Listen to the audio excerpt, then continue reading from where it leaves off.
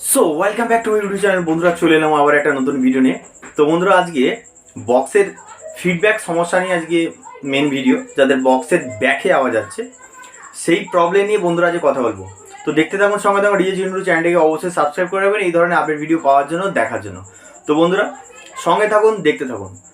তো বন্ধুরা মনোযোগ সহকারে শুনবেন, যেসব সমস্যাগুলো বলছি বন্ধুরা অবশ্যই খেয়াল রাখবেন সেদিকে।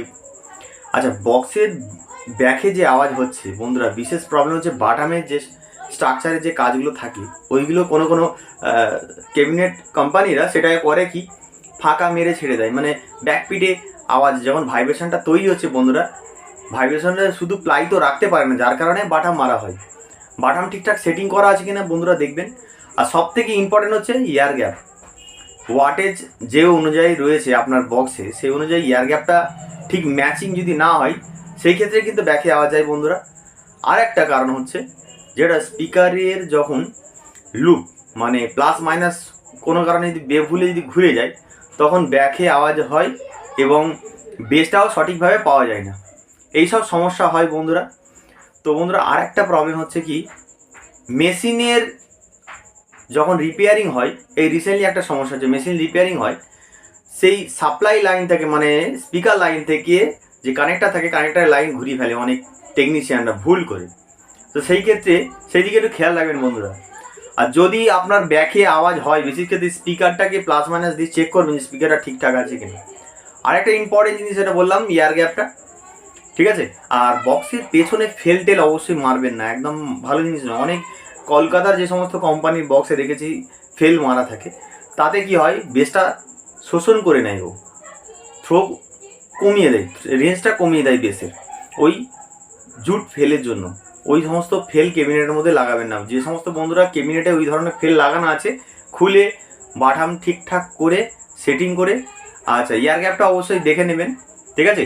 যদি ছোটো মনে হয় পেছন দিকে ব্যাকে আওয়াজ হচ্ছে এয়ার গ্যাপটা একটু বড় করে নেবেন, হ্যাঁ, ওয়াটেজ ক্যালকুলেশন করে স্পিকারে, ঠিক আছে। কেননা কোম্পানি যে ক্যাবিনেট দেয় হয়তো 200 ওয়াটের ক্ষেত্রে এয়ার গ্যাপ করেছে, আপনি লাগাবেন 500 ওয়াট 12 ইঞ্চি কি 15 ইঞ্চি, সেই ক্ষেত্রে এয়ার গ্যাপটা ছোটো এবং বড় নিজেদেরকে ম্যাচিং করে নিতে হয়। এবং যেখানে ক্যাবিনেটটা তৈরি করবেন বন্ধুরা তাদেরকে বলবেন কত ওয়াট স্পিকার লাগাবেন, পারফেক্ট, বেশি লাগানো যাবে না, সেই অনুযায়ী সেই এয়ার গ্যাপ ম্যাচিং করে বন্ধুরা করে দেবে। তো বন্ধুরা বুঝতে পেরেছেন যে ব্যাকপিটে আওয়াজের সমস্যাগুলো কি কি কারণে হয়, ঠিক আছে। তো কারো যদি অসুবিধা হয় অবশ্যই আমাকে কমেন্ট করবেন। আর যদি কারো যদি একান্ত প্রবলেম হয় নিচে দেওয়ার নাম্বারে অবশ্যই কল করবেন বন্ধুরা। আমার চ্যানেলের নাম হচ্ছে ডিজে চিন্টু, চ্যানেলটিকে অবশ্যই সাবস্ক্রাইব করে রাখবেন এই ধরনের আপডেট ভিডিও পাওয়ার জন্য, দেখার জন্য। তো বন্ধুরা আরেকটা কথা বলে দিই বন্ধুরা, আমাদের এখানে যত্ন সহকারে যে কোনো মডেলের সাউন্ড বক্স 2 বছরের ওয়ারেন্টি দিয়ে আমাদের ক্যাবিনেট অল ফিটিংস তৈরি করা হয়। তো কারো যদি প্রয়োজন থাকে নিচে এই নাম্বারে অবশ্যই কল করবেন। আর একটা কথা বলি বন্ধুরা, আই বাটনে অনেক ভিডিও আছে আমাদের ক্যাবিনেটের, যদি কারো ভালো লেগে থাকে অবশ্যই আমাকে অর্ডার দিতে পারেন, ঠিক আছে। প্রত্যেকটা মালে 2 বছর করে আমাদের ওয়ারেন্টি থাকে। স্পিকারে যদি কোম্পানি হয় কোনো ওয়ারেন্টি থাকে না, যদি আমাদের নিজেদের থাকে তাহলে 2 বছর করে ওয়ারেন্টি থাকে।